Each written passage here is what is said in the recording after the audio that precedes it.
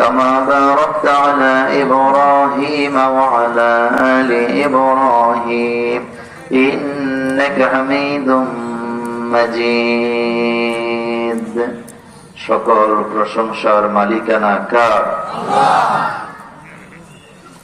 আপনারা কি আল্লাহর প্রতি রাগ করছেন? আল্লাহ নামটা আসতে হবে না জোরে হবে? বলেন তো, বিশাল আকাশ কার? জমিন কার? আমরা কার? আইন চলবে কার? প্রশংসা করবেন কার? সে আল্লাহর জন্য সকলে পড়েন আলহামদুলিল্লাহ। রব্বানা লাকাল হামদ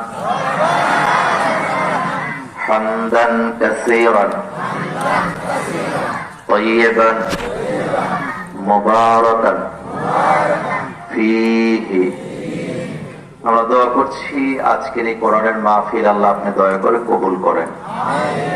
অত্র অঞ্চলে জানা অজানা নতুন পুরাতন যত কবর আছে আল্লাহ সকল কবরে আযাব মাফ করে দেন। সমস্ত মা বোনদের জীবনের গুনাহ ক্ষমা করে দেন। এই মাহফিলে যে যত দূর থেকে এসছে আল্লাহ সকলকে কদমে কদমে নেক দান করে দেন। এই প্রতিষ্ঠান, এই মাদ্রাসা, এই কমপ্লেক্সের জন্য যারা জায়গা দিয়েছেন, টাকা দিয়েছেন, পয়সা দিয়েছেন, বুদ্ধি দিয়েছেন, শ্রম দিয়েছেন, আল্লাহ তাদের জন্য, তাদের বাবা মার জন্য জান্নাতে একটা করে ঘর বানায় দেন। রুদামিয়া কমপ্লেক্স ফাতেমা রাদিয়াল্লাহু তাআলা আনহা বালিকা দাখিল মাদ্রাসার উদ্যোগে মরহুম রুদামিয়া চেয়ারম্যান ও হাজী আবুল খায়ের মিয়া এর স্মরণে এটি 15তম বার্ষিক তাফসীরুল কোরআন মাহফিল। এই মাহফিলের সভাপতিত্ব করছেন সর্বজনাব আমার পরিচিত মুখ আলহাজ জয়নাল আবদিন মামুন, সম্মানিত চেয়ারম্যান 2 নং রাজাপুর ইউনিয়ন পরিষদ, সভাপতি অত্র মাদ্রাসা। আজকের মাহফিলে আলোচক হযরত মাওলানা রহিমুল্লাহ বশিরি। আজকের মাহফিলে যিনি এতক্ষণ আপনাদেরকে ইসলামের সঙ্গীত শুনিয়েছেন, আমার পরে আবার উনি মাইক ধরবেন। তিনি, তার পরিচয় আমি এভাবে দেব না। আমি কুমিল্লা ঈদগাহ ময়দানে আল্লামা সাইদী সাহেবের একটি মাহফিলে ছিলাম। তখন আমি ছাত্র, আমি তখন মশিউরের বক্ত ছিলাম। তখন উনি আর আমাকে চিনতেন না। আমার মনে আছে সাইদী সাহেবের একটা কথা, তিনি বলেছেন সুর সম্রাট। আল্লামা সাইদী সাহেব যারা সুর সম্রাট বলে, আমি তাকে কি বলবো? আমার আর কিছু বলার আছে? তো তিনি আপনাদেরকে সঙ্গীত শুনিয়েছেন মশিউর ভাই। আমি দোয়া করি আল্লাহ তার কণ্ঠকে তুমি লম্বা করো, তার কণ্ঠকে আরো দারাজ করো, আমৃত্যু ইসলামের খেদমত করার তৌফিক দান করো। শোনেন, আপনাদেরকে একটা কথা বলি, এই শিল্পীগুলা যদি বাংলাদেশে না থাকতো তাহলে মমতাজদের কদর আরো বাড়তো। তাদের কারণে হিরো আলমরা জিরো হয়েছে। কথা ঠিক কিনা?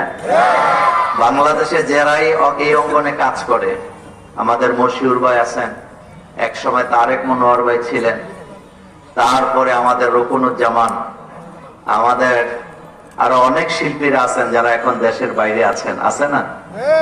আছে। তো নৌশাদ মাহফুজ ভাই, আমাদের জাফর সাদেক ভাই, ইদানিং আবার কলরবের শিল্পীরাও ভালো গাচ্ছেন আলহামদুলিল্লাহ। ফয়সাল, হ্যাঁ ফয়সাল আপনাদের এলাকার ছেলে, মাশাআল্লাহ খুব ভালো করে। তো যারা এই অঙ্গনে আছেন কলরব সহ সবার জন্য আমাদের পক্ষ থেকে ভালোবাসা এবং দোয়া আছে না নাই? আমরা দোয়া করি। আর এই তাদের অনুপ্রেরণায় যিনি ছিলেন তিনি আজকে দুনিয়াতে বেঁচে নাই, আমাদের প্রিয় কবি মতিউর রহমান মল্লিক ভাই। আমরা দোয়া করি আল্লাহ মতিউর রহমান মল্লিক ভাইয়ের কবরটাকে জান্নাতের উঁচু বাগান বানিয়ে দাও। আইনুদ্দিন আল আজাদের কবরটাকে তুমি জান্নাতের বাগান বানিয়ে দাও। এই অঙ্গনে যারা কাজ করছে আল্লাহ তাদের মান মর্যাদাকে তুমি আরো বৃদ্ধি করে দাও। আজকের মাহফিলে আমার পরে যিনি প্রধান আলোচক হিসেবে কথা বলবেন, আন্তর্জাতিক খ্যাতিসম্পন্ন মুফাসসিরে কোরআন, যার আলোচনা আমি নিজে শুনি, বিশিষ্ট মিডিয়া ব্যক্তিত্ব হযরত মাওলানা মুফতি মামুন হোসেন হাবিবি সাহেব, প্রিন্সিপাল উম্মুল কোরা মডেল মাদ্রাসা। আজকের এই মাহফিলের সৌজন্যে মেসার শাহিন কুকারেজ, ব্যবস্থাপনা কমিটি আছেন রেজাউল করিম পিন্টু ভাই। আল্লাহ সকলকে আপনি কবুল করেন। দেখেন, আমাকে বলা হয়েছে যে মোল্লা ভাই আপনি আমাদেরকে আসার পরে একটু সময় দিয়ে যাবেন। তা আমি সেই কথাটা রক্ষা করলাম আপনাদের জন্য। আমি সরাসরি আলোচনা যাব, আজকে কোনো ভূমিকা দিতে চাই না। প্রথম কথা হচ্ছে, এই যে কোরআন আপনারা দেখেন, এটি হলো পৃথিবীর মূল কিতাব। বলেন তো এটা কি কিতাব? মূল এবং মোকাম্মাল। অতীতে কোন কিতাবকে আল্লাহ মোকাম্মাল করেন নাই। অতীতের কোন কিতাব মোকাম্মাল ছিল না। শুধুমাত্র কোরআনের ব্যাপারে বলা হয়েছে আলিয়াউমা আকমালতু লাকুম দীনাকুম, এটি আমি দিনকে পরিপূর্ণ করে দিলাম। জীবনে আর কিয়ামত পর্যন্ত তোমাদের জন্য নতুন কোন কিতাবের প্রয়োজন নাই। তাইলে কোরআন ছাড়া বাকি যত কিতাব আছে সব হচ্ছে কোরআনের ব্যাখ্যা এবং বিশ্লেষণ। তবে যত কিতাব লেখা হোক, কোরআনকে ব্যাখ্যা করে শেষ করা যাবে না। আল্লাহ রাব্বুল আলামিন বলছেন, ওয়ালাউ আন্না মা ফিল আরদি মিন শাজারাতিন আকলামু ওয়াল বাহরু ইয়ামুদ্দুহু মিন বা'দি সাবআতি আবহুরিম মা নাফিদাত কালিমাতুল্লাহ। এই পৃথিবীতে যত গাছপালা আছে কেটে যদি কলম বানিয়ে দাও, সমুদ্র মহাসমুদ্রের সমস্ত পানিগুলো যদি কালি বানাও, কলম আর কালি দিয়ে যদি লিখতে শুরু করো, লিখতে লিখতে লিখতে লিখতে তোমার কলম কালি শেষ হয়ে যাবে। আল্লাহর কোরআনের ব্যাখ্যা লেখে শেষ করা যাবে না। ছাত্র জীবনে আমরা বাঁশের কলম দিয়ে লিখতাম, কালি দোয়াইতের কালি দিয়ে লিখতাম। আপনাদের মনে আছে? এক দোয়াত কালি একটা ছাত্র 1 বছরে লেখে শেষ করতে পারতো না, যদি অ্যাক্সিডেন্টলি পড়ে না যেত। আর আল্লাহ বলছেন, সমুদ্র মহাসমুদ্রের পানিগুলা কালি বানাও, কত crore crore million trillion octillion দোয়াইতের কালি হবে। এত কালি দিয়া লিখলে যে কালামের ব্যাখ্যা শেষ হবে না, এটার ব্যাখ্যা করে শেষ করার ক্ষমতা পৃথিবীর মানুষের থাকতে পারে না। কোরআন মানুষের কাছে নতুন করে ধরা দিবে। আমার কলিজের ভাইয়েরা, কথাগুলো নোট করে রাখেন। এই কোরআন যে আল্লাহ নাযিল করে দিলেন, এই কোরআনের প্রথম আয়াত নামাজের ব্যাপারে ছিল না, প্রথম আয়াতটা ঈমানের ব্যাপারে ছিল না, প্রথম আয়াতটা রোজার ব্যাপারে ছিল না, প্রথম আয়াতটা যাকাতের ব্যাপারে ছিল না, হজের ব্যাপারে ছিল না, পর্দার ব্যাপারে ছিল না, মা বাবার খেদমতের ব্যাপারে ছিল না, মিরাসের আইন ছিল না, দণ্ডবিধি ফৌজদারির আইন ছিল না। প্রথম আইনটাই ছিল, প্রথম আয়াতটাই ছিল শিক্ষা নীতি নিয়ে। আল্লাহ এই আয়াতে ঘোষণা দিয়েছেন, রব ছাড়া কারো কাছ থেকে শিক্ষা নেওয়া যাবে না, রব ছাড়া কারো শিক্ষা। তাহলে জ্ঞান চাইতে হবে কার কাছে?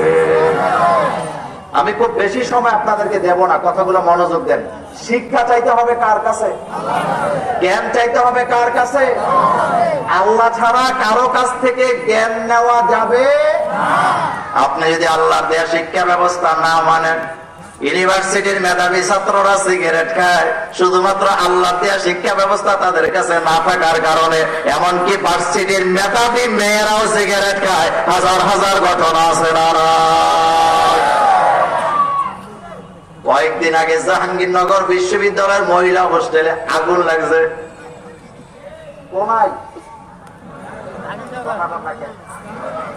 ছেলেদের হোস্টেল না মেয়েদের হোস্টেল? তদন্ত কমিটি বানাইছে 5 জনের একটা। কমিটির দায়িত্ব হলো আগুনটা কি কারেন্ট থেকে লাগলো না চুলা থেকে লাগলো নাকি কয়েল থেকে লাগলো, এটা বাইর করো। তদন্ত কমিটি তদন্ত করে দেখে এটা কারেন্টে লাগে নাই, এটা বৈদ্যুতিক শর্ট সার্কিট থেকে লাগে নাই, এটা কয়েল থেকেও লাগে নাই, এটা রান্নাঘরের চুলা থেকেও লাগে নাই, এটা লাগছে সিগারেটের আগুন থেকে। নাউজুবিল্লাহ, রাস্তা কোন মানুষের শুনবে? এখন বলেন ছেলেদের হোস্টেল না মেয়েদের হোস্টেল? তো মেয়েদের হোস্টেলে সিগারেটের আগুন লাগে, তার মানে বোঝা গেছে মেয়েরাও এই কাজ করে। তবে যারা এই কাজটা করছে তারা কি সাধারণ শিক্ষার্থী না মেধাবী? ভার্সিটিতে তো সাধারণ মেধারা যাইতে পারে না, মেধাবী যাওয়া লাগে। এখন তদন্ত কমিটি বলতেছে রাতের বেলা মেয়েরা গোল হইয়া বইয়া সিগারেট পার্টি দিয়া এক বৈঠকে সিগারেট টানছে 36টা। কয়টা? কথাকে বুঝতেছে? গোল হইয়া বইয়া 36টা খাইয়া সবগুলা সুগা যখন এক জায়গায় রাখছে, সেটা সিগারেটের এখন 36টা ফিল্টার এক জায়গায় হওয়ার কারণে এটা এখন আর সিগারেট না, এটা একটা চুলায় পরিণত হইয়া কার্পেটে লাগছে, সেখান থেকে পর্দায় লাইগা পুরা রুমটা জ্বলে গেছে। এখন আপনাদের কাছে আমার প্রশ্ন, যেই মেয়েরা মেধাবী হওয়ার পরেও ভার্সিটিতে হলের ভিতরে থাকা অবস্থায় সিগারেট খাইয়া নিজের রুমটা জ্বালায়, এই মেয়েগুলা যদি কোনো শিক্ষা প্রতিষ্ঠানের প্রধান হয় তাইলে হিজাব কেটে দিবে, মেয়েদের চুল কেটে দিবে। এরা যদি শিক্ষা প্রতিষ্ঠানের বা কোনো মন্ত্রী এমপি হয় দেশটাকে জ্বালাবে, আর তাদেরকে যারা বিয়ে কইরা ঘরে উঠায় নিবে সংসারটাও জ্বালায় দেওয়ার সম্ভাবনা আছে না?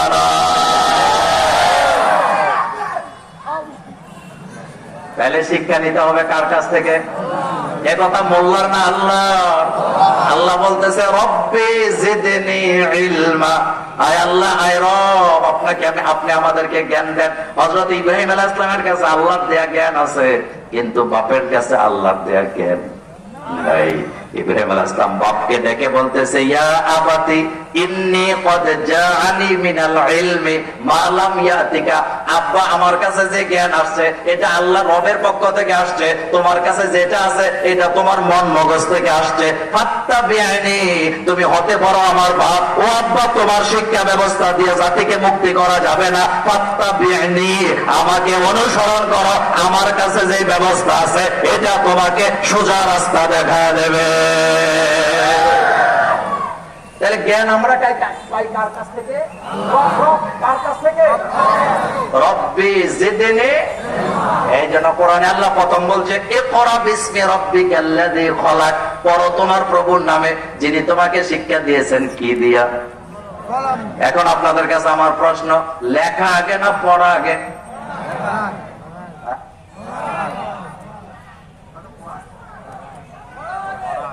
লেখা আগে না পড়া আগে?